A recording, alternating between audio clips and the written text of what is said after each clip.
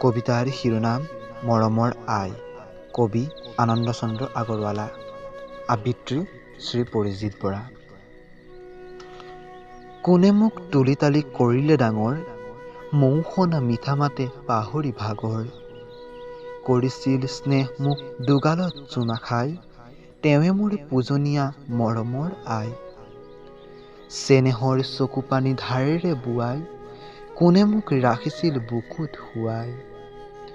টোপনিত লালকাল মুখখন চাই, তেৱে মোৰ পূজনীয়া মৰমৰ আই। কান্দিছিলো যেবে নৰিয়া দুখ পাই, একেথিৰে কোনে মোৰ মুখলৈ চাই। মৰো বুলি কান্দিছিল কাহি সমনীয়া, তেৱে মোৰ পূজনীয়া মৰমৰ আই।